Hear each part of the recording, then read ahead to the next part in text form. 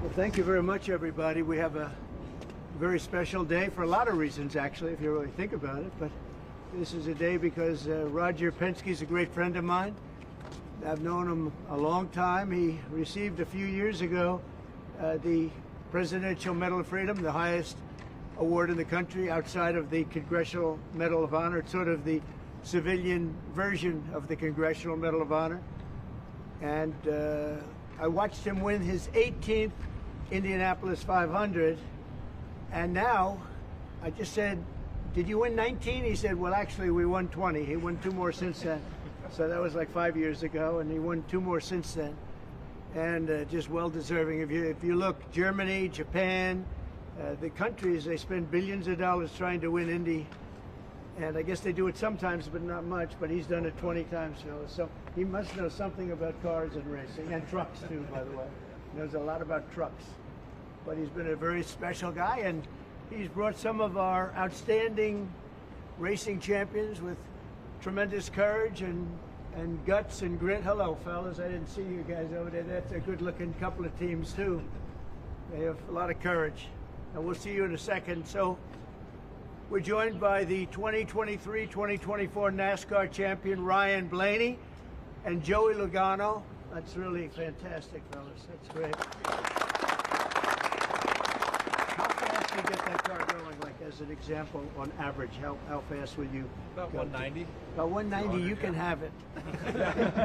I don't want to go, but 190, that's fantastic. And on a straightaway, you'll go how much? About 190, 200. About 190 to 200. Well, it takes a special genetic, you know that, right? It's genes. Not only it's genes, really. Most people couldn't do that. Very few people could do it. The 2023 and 2024 Indianapolis 500 winner, Joseph Newgarden. Hey, Joseph.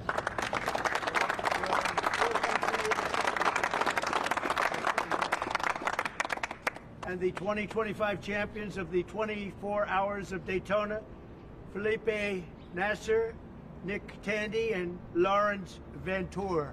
Thank you, guys.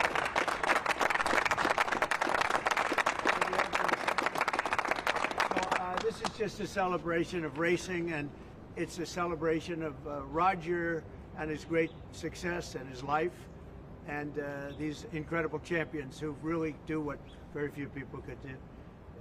Mentally, psychologically, it's a big factor here, like it is in all sports, really, but you need a great physical ability. People that do this, they don't realize what great athletes they are. It's just not the car. I had a friend, he's a very successful guy, but he was a driver. And started off, he wanted to be a race car driver. He wanted to be like you. He wanted to be just like Joey Logano. and he had it for business, but he didn't have it he said, I just couldn't compete with the good drivers. He couldn't do it, no matter what he did. And he got lucky. He went into business. He made a lot of money. He was very successful. But he said, I couldn't press the accelerator down all the way, and the best drivers could. So there was just a difference. It was really, I never forgot that story. But these are great champions, and it's a great sport. And what you've done in Indianapolis also with the track and everything has been incredible. I mean, it's really incredible. People tell me it's been amazing. I'll have to get there. I'm going to have to get there maybe this year with you. But open invitation. Well, thank you very much. Thank you. We did Daytona. We went around the track in the Beast, what's called the Beast, with the thick windows and the whole thing, and you're not supposed to hear anything, but I heard the fans, they were going crazy outside, so it was a great honor. So I just wanted to welcome them to the White House, a special place, very, very special place. And we love champions, and these are the greatest champions in the world. These are the greatest champions in racing, and it's an honor to have you all, and thank you very much. All of you, thank you very much. I wouldn't ride in that thing if you paid me. How fast will that go? 240 plus. 240. Yeah. That's unbelievable. That's a weapon. Two-time winner of the Indianapolis 500, consecutively, right? Yes, sir. So what the hell are you doing? What do you eat? A lot of milk. Drinking a lot of milk, hopefully. Okay, I'm going to take some. And that one is pure speed and endurance, right? Correct, sir. Speed and endurance. Is that car a very different car than, let's say, this one? Very different? Very different. Very different. Yeah. Made for... You gotta last so many hours, Right. and We all shared the car, so three drivers. Totally different engine. Different engine. Everything's different. Everything. And you'll go, is it 24 hours? Yeah. That's a long time. And that car just, there's no let up, it's just constant, right? That's fantastic. Congratulations. That's endurance. Endurance is a big factor in life and success, I can tell you. So you guys have it. Well, thank you very much. Would you like to ask Roger or any of these champions any questions while we're here? Yeah. You started the morning saying be cool, and then just a few hours later, there was a pause put in on the tariffs. Can you walk us through your thinking about why you decided to put a 90-day pause? Well, I thought that people were jumping a little bit out of line. They were getting yippy, you know? They were getting a little bit yippy, a little bit afraid, unlike these champions, because we have a big job to do. No other president would have done what I did. No other president. I know the presidents, they wouldn't have done it.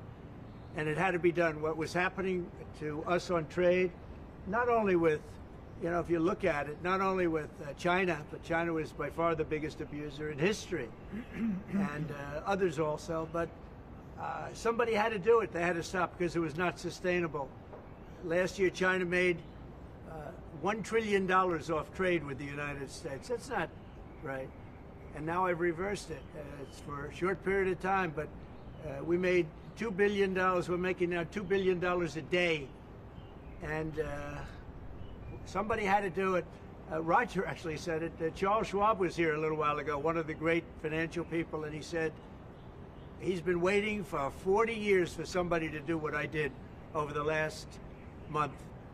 And if you didn't do it, you wouldn't have a country. It wouldn't be sustainable. So I'm honored to have done it. And, you know, look, nothing's over yet, but we have a tremendous amount of spirit from other countries, including China. China wants to make a deal. They just don't know how quite to go about it. You know, it's one of those things they don't know how quite. They're proud people. And President Xi's a proud man. I know him very well. And they don't know quite how to go about it, but they'll figure it out. They're in the process of figuring it out, but they want to make a deal. And we have many other countries, as you know, many more than 75, and they all want to come. And they want to come here, or they'll go to Commerce, or they'll go to Treasury. We have our great senators here and congressmen. They'll call John. They'll do somebody. They'll go through somebody, but they're all calling. How do we do this?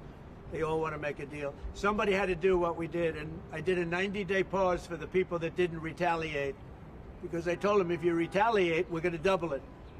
And that's what I did with China, because they did retaliate. So we'll see how it all works out. I think it's going to work out amazing. I think that our country is going to be at the end of a year or shorter, but I think we're going to have something that nobody would have dreamt possible. A man like Roger Penske, I don't want to get him in trouble with China, so I won't, but he would know that you have to, someday you have to cut the bow and you have to do what you have to do, right, Roger? And that's what I did, and I'm very happy to have done it. Mr. President, was there anyone the Prime Minister of Greece just told Breitbart's Matt Boyle that he thinks absolutely the European Union and the United States could work out a trade deal that's win-win and, quote, mutually beneficial to both sides. What do you think about the Prime Minister's comments, and do you think a deal could be struck with the European Union? First of all, I know him. He's a good man, and I appreciate his comments. Yeah, a deal could be made with every one of them. A deal's going to be made with China. A deal's going to be made with every one of them. And there'll be fair deals. I just want fair. They will be fair deals for everybody. But they weren't fair to the United States. They were sucking us dry, and you can't do that. You know, we have $36 trillion of debt for a reason. We don't have it there for fun. They have it for a reason. And people took advantage of our country, and they ripped us off for decades. I've been thinking about this for decades. If you ever saw me on television, I was young like these guys. And it was a good old days, I'll tell you, Roger. But I was like these guys, young, and I was talking about it. Nothing changed, and nothing was done about it. Then I did it. In my first term, I did it, and did it well. We took in hundreds of billions of dollars from China and others, and I started the process, but then we had to fix up from the COVID mess caused by China.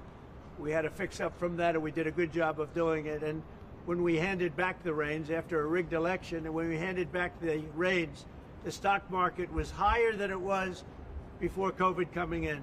So, you know, we did a great job, but we didn't have time to do the big thing, which we're doing now. And it's, you know, it's like a patient is sick, you have to do surgery. Patient is very, very sick. And Joe Biden handed us over a country that was in very serious trouble, economically and in every other way. They let China run away with things. They let other countries run away with things. And maybe worst of all, in a certain way, is what they did at the border. We had people pouring into our country by the millions. Many of them were murderers and drug lords and thieves and people from prisons from all over the world. And there were people from mental institutions, insane asylums. They were taking their mentally insane and they were dumping them into our country. And I'll tell you, Tom Homan and Kristi Noem are doing a fantastic job in removing them. And now the courts, the Supreme Court just gave us numerous good rulings where we have to be able to get them out. You had other judges trying to take over the system. And think of it, they take over, they want these people coming back. Tren de Aragua from Venezuela, the Venezuela jails that cut off the fingers of a man in Colorado. They cut off his fingers because he called the police looking for help. They said, "Did you call the police?" He said, "Yes, I did." "Put your hand down," and they cut off the fingers. This is what they want to bring these people back now. And I want to thank the president of El Salvador for the job he's done, because that is, that's the way it has to be done. And it's too bad. Yeah, please. Chuck Schumer and Nancy Pelosi, they've been talking about tariffs for decades. How come when these Democrat elites want tariffs, everything's hunky-dory, but when President Trump wants tariffs, all hell breaks loose? Do you see this double standard? I love this guy, whoever the hell that is. That's really nice. I appreciate that question. No, Chuck Schumer, Nancy Pelosi, everybody knew you had to do it, but they never had the guts to do it. It does take guts. It even takes guts for our country to go through it. That's why I say be cool. They were saying about, I said, just be cool. It's going to work out. It's going to work out, and it's working out. I can tell you, working out maybe faster than I thought. But I said it's, you know, it's going to take a little conditioning. It's a transition to, it's really, I think it's a transition to greatness. It's going to be greatness. Our country is going to be, there'll be nothing like it. And people investing in our country, they're going to do better than they've ever done before. We have more car manufacturers, Roger, coming into our country now, speaking of cars. We've never seen anything like it. And they're coming in because of the election, but they're coming in because of the tariffs, because they don't want to pay 25 or 50 or whatever it may be. They don't want to pay that. They can't pay that. We had 3 cancellations in Mexico, building a plant. They're all coming into the United States. Canada, they're coming in. From China, they're coming in from everywhere. And that's just cars. We have chip makers coming. We're the biggest chip maker in the world, from Taiwan, coming in, spending $3 billion to build plants, and mostly a big plant. This is a hell of a plant when you spend the kind of money that they're going to go $200 to $300 billion, not million. You know, you'd say million would be the right number. It's not. $200 to $300 billion. Think of that, $300 billion. If you look at Apple, Apple is going to spend $500 billion building a plant. They wouldn't be doing that if I didn't do this. They'd just keep building them in China. And that's unsustainable. It's not a pleasant thing to do, but I appreciate the question. And, you know, interestingly, Chuck Schumer and Nancy Pelosi, Crazy Nancy, they've wanted to do this for years, but they never had a president that had the guts to do it, because it does take guts, believe me. Was it the bond markets that persuaded you to reverse course? I was watching the bond market. The bond market is very tricky. I was watching it, but if you look at it now, it's beautiful. The bond market right now is beautiful. But yeah, I saw last night where people were getting a little queasy. I think everything had. Well, the big move wasn't what I did today. The big move was what I did on Liberation Day. We had Liberation Day in America. We're liberated from all of the horrible deals that were made, all of the horrible trade deals that were made. And I was helped by people just like this, senator, congressman, and friends, right? And we had great help in the Senate. Our Republican senators have been amazing. They stood tall. And likewise in the House. And John Thune has done an amazing job. Barrasso has done an amazing job. I mean, I can't think of a senator really. We had tremendous support. We got a bill passed the other day with almost unanimous support in the Senate, and I think we're going to get that in the House too. And I have to tell you that Mike Johnson is a great speaker. He's done a fantastic job. We had a majority of 1, now we have a majority of 7. And you don't realize how big 7 is until you have a majority of 1. 7 sounds like so much. But we're doing well. But Mike Johnson and John Thune have done a really great job. Mr. President, was there anyone who influenced your decision? Did you speak with anyone, Jamie Dimon? Did you speak with anyone? Well, I watched Jamie Dimon on Maria Bartiromo's show this morning, and he was very good. He said that, actually made the statement to effect that something had to be done with the tariffs and trade. He said that. He said, look, at some point, but he said something has to be done with tariffs and trade. He understood it. He's very smart and very a genius financially. He's done a fantastic job at the bank. And he knows that. Everybody knows that. Anybody that's even a little bit smart knows it. It wasn't sustainable what was happening. Somebody had to pull the trigger. I was willing to pull the trigger. This should have been done long ago. Just like Biden should have stopped the border long ago. I mean, allowed 21 million people plus into our country, many of whom should never have been allowed out of prisons and jails. They came out of prisons and jails from all over the world. And now we're getting them out, bringing them back to their countries. But it's should have never been done. Where does the takeoff decision stand? Yeah, go ahead, please.